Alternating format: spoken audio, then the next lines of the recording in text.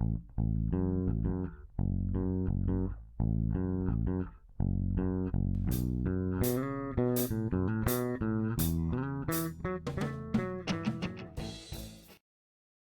this is Jeff at East Valley Rocks, and we have the Sink or Swim in the studio today. They've been playing here all night long and has been going fantastic. Everyone in the band, announce yourself and say your name and what do you do? I'm Lewis. I'm the drummer. I'm Nate. I sing and I play guitar. I'm Neil, and I play the bass. Fantastic. All right, guys. Tell me, how long have you all been together as a band? Well, me and Nate actually got instruments like the same time in like 4th grade, and we lived in Ohio. And we've been in and out of bands like all through middle school and high school, and we did different projects. But we both did like 2 years of college and decided that we wanted to keep pursuing music and kind of bag all the money we wasted on an education. And Nate's brother actually moved out here to go to ASU, and his mom did as well. So initially were just like, let's go west and like pursue music, and it gave us an opportunity to like we had a place to stay, so we were paying Nate's mom rent for a couple months while we worked at Domino's, and we saved up enough money, and now we have our own place in Tempe. And then when we moved here, we met Neil, who's actually younger than us, but he plays like he's older than us, so it's totally cool. That is cool. Lewis does all the talking. No, that was the first question, and I just had an elaborate answer in my head. And so, Neil, you're from this area. Yes. Well, tell us more about what was like when you first met these guys. Oh, it was very weird and scary. Because I was 16 at the time, and they're both 20. So it's kind of like I was a junior in high school, and meeting up with like college kids was kind of weird for me. We're horrible influences. Yeah, they were very bad. His parents, no, I'm kidding. But no, like we jammed. It was kind of weird. Honestly, it was kind of awkward because we didn't really know each other. We were like talking on Twitter and stuff. But we met up and then we jammed, and I really liked the sound, and they really dug my bass playing. So then we just kept jamming. It was fun. That's fantastic. Each of you state for us, who are your influences? Like person or band? Musical influences, please. Neil. Someone else can start this one. Oh, definitely Red Hot Chili Peppers, like Flea. He's a great bassist, and like I really like how he plays the bass with like not just doing quarter notes and like moving around, and that's really what I think the bass should be. Yeah. I really like Pink Floyd. I also really like the Eagles, the Rolling Stones, a lot of music from that time period. I also really like things that are conceptually based. Like when I listen to music, I like to listen to albums all the way through. A lot, or a live performance all the way through, and I like when that kind of goes full circle and the music kind of speaks to you in that way. That's cool. What about you? I'm influenced by, like, the first drummer that I got obsessed with was like Neil Peart, and I saw Rush. Actually, he saw Rush with me like way back in the day, and that was really cool. So I've always like listened to them for influence and like the progressive transitions and more like in-depth ideas. And but like my favorite bands are like Arctic Monkeys. Matt Helders is a great drummer, and Alex Turner's songwriting is amazing. So I mean I like all of like the 70s and 60s stuff like Nate, but I'm really also influenced by like some of like the alternative indie stuff like the Strokes and the Fratellis and stuff like that. I think the Doors are definitely The Doors are influencing great. all of us. We need an organ though. We're gonna do that soon. Next on your list. You can add that in. With many other things. All right, next question. All right, so if you guys, each of you had to make a 3-piece band, who is the other 2 members that you would choose? Keith Moon and Will Smith. What would Will Smith do? He would rap and Play bass? play bass. Yeah, rap, Yeah. dude. He'd probably, yeah, that would work. I would probably pick Geddy Lee. As I said, I'm a Rush fan, but I'd probably have him just do like high harmonies because I don't really like his voice that much. But that's for bass, and then guitar, probably Billy Joe from Green Day, and then he can do lead vocals. Okay. I play the bass. So for drums, I would definitely have Dave Grohl, and he would also sing while playing the drums. And then for guitar, I would have John Frusciante, because he's an amazing guitarist. And that's about it. That song "Murderers" by him is really cool. Well, I mean, he was also in Red Hot Chili Peppers. Yeah. All right. So you guys have already been here twice, and we did a show with you. Where else around town have people seen you? Pub Rock. We've played at a lot of different places in a kind of the short amount of time we've been together. We've played at Casa on Mill Ave. We've played at Club Red in Mesa. We've played the Nile Theater in Mesa. There have been quite a few other places. Wasted Grain in Pub Rock. Scottsdale. Pub Rock Yeah, Pub Rock Wherever was that sweet. was. Like, I don't know in where it's at. Scottsdale. So we're really kind of just trying to open up pockets of fans right now in the state of Arizona, which is where we are.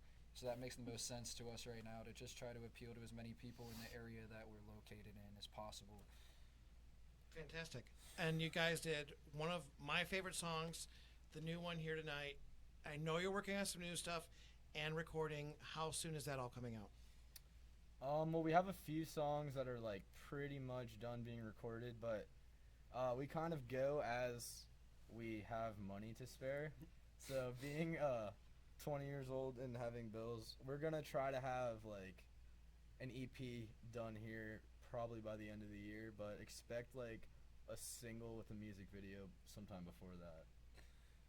All right. So now, what else do you guys have coming up? Where can people see you at next?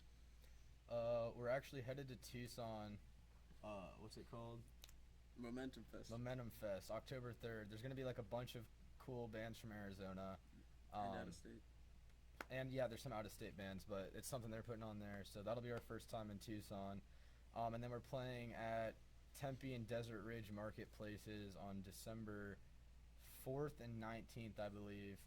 And we've also been, well, we just won that Battle of the Bands at the Nile Underground, and we've been doing the Alice Cooper Proof is in the Pudding. So we're keeping busy. But if you want to see us, our next one's in Tucson. That's fantastic. Tell us about performing on Mill Avenue. It's something we really like to do in our free time because there's a lot of people walking around, and a lot of them are pretty hammered, which really makes them get into our music. They stop and they're like, yeah, like we've seen a lot of arrests and stuff. I mean, Oh, yeah. Mill is a crazy place. Yeah. I really can't describe it. Like we'll play some songs, and next thing we know, there will be like 10 rappers around us, like having a rap battle, or like some guy will pull out a pint and like start chugging it and get arrested. Yeah, like people have been cuffed right in front of us, and it's just like, do we keep playing? Yeah. This is awkward. Like, hey, cop. Yeah, I remember one time when we were street performing, there was a bunch of rappers that came up, but then also there was this random guy, and he just stood right next to me and just started dancing. And he wasn't rapping or anything; he was just dancing there. It was, I mean, it's great. Like, it's very That's really awesome that cool, people are yeah. feeling our music, but it was just kind of weird. It's just like a really fun way to network and kind of like get free exposure and share our music with people. Until the around Tempe. police come and shut us down. Tell me about earlier. You guys played. I think it was you call it song number 3. Yes. It's my favorite song. Like, tell me how do you guys come up with lyrics and what goes into that, the thought process and the lyrics. These two guys. Honestly, it's all about kind of the mood of the song, and like what we usually do when we start the writing process is we start with our instruments because that's kind of where we learned how to play and learned how to play with each other. So we'll kind of spit ideas we've all kind of been working on our own back and forth, and it'll kind of come up with the overall feel of the song. And then once we start putting it together and you really start to realize the mood of the song, your lyrics kind of just flow out after that point. I don't really know how to explain it because it's not really like we're thinking about it too much, I guess. It's just kind of coming out, like I said, with the mood of the song. Like, how does this song in this particular moment make you feel, and what do you want to say to people, you know, through that feeling? Because if they can feel it, they'll connect to it, and, you know, they're more likely to show other people and, you know, listen to it 150 times instead of something that just gets caught in their head, and they're on to the next thing that's caught in their head. We really want it to speak to you and, you know, capture a feeling and a mood.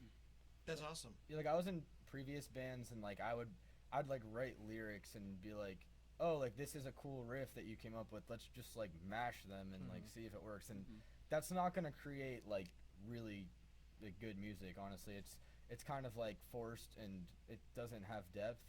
So like yeah, like the way we've been doing it is like we'll work on constructing the music to the song for like say a couple weeks. Like we'll get together and we'll be like, okay, like we've been doing it this way. Here's a cool transition. Like let's definitely go into that, and then like add a bridge and outro or something. And like, well, like the music it comes really like kind of naturally, and then like the lyrics will just like after we've had the song musically done, the lyrics will just kind of be like we'll kind of all agree on like the concept of the song. We'll be like, it definitely feels like a song about like moving on or like leaving something behind that like maybe you still cherish a little bit, or and like it's like the lyrics come in time and it's really kind of natural. Like we don't really want to force things, but that's kind of like the steps of it, I'd say.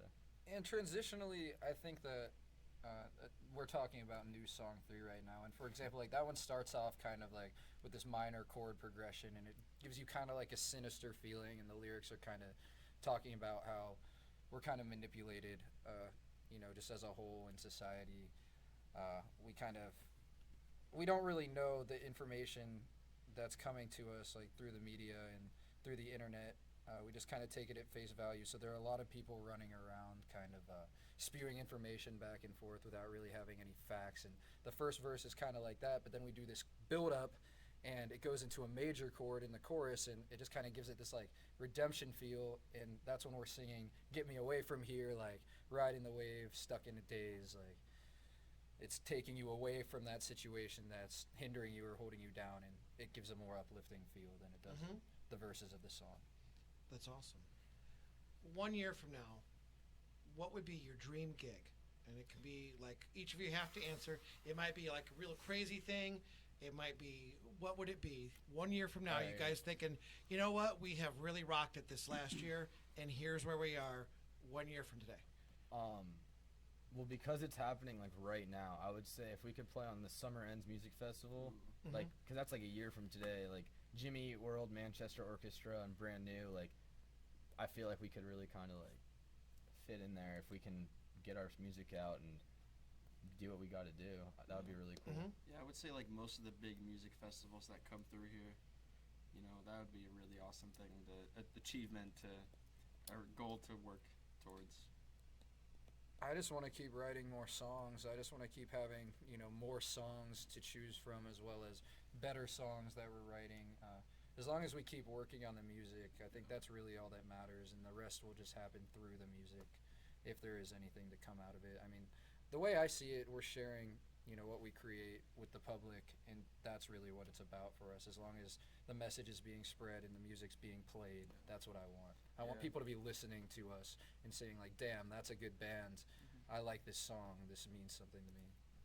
Yeah, I remember we talk about that a lot, that we just really want like people to hear our sound and hear like what we have in store, and like, like just how we work and like what we've done, and like, I don't know, just how the songs are, like what we've put into it, like just shows through the song, and we really want people to just listen to all of that. Yeah, like I'm not trying to wear like vests and scarves and be like the stenciled and stereotypical musician, because then you're quickly ousted because there's another guy in a vest right behind him. So I mean, sorry to hate on vests, but I don't know. It's just like that's okay. I'm wearing one right now. So yeah, it's just like I see it all the time, and I don't know. Like it's just better to like make the music that comes naturally, like wear what you naturally wear, and just like be yourself, because that's hopefully what will stick. If it works and people like it, like I'm not gonna be something I'm not. Remind us of where are you guys on Twitter? We are on Twitter. At the Sink or Swim, and then our Facebook is facebook.com/the Sink or Swim Band, and we're on Instagram under the Sink or Swim Band, and we're on Tinder. Yeah, we're on Tinder under Neil Ehrlich, and we're on Pinterest and Tumblr. You're gonna get Neil in trouble. No, we're not. All right. Thanks for being at East Valley Rocks. The band is Sink or Swim. It has been great having you guys here.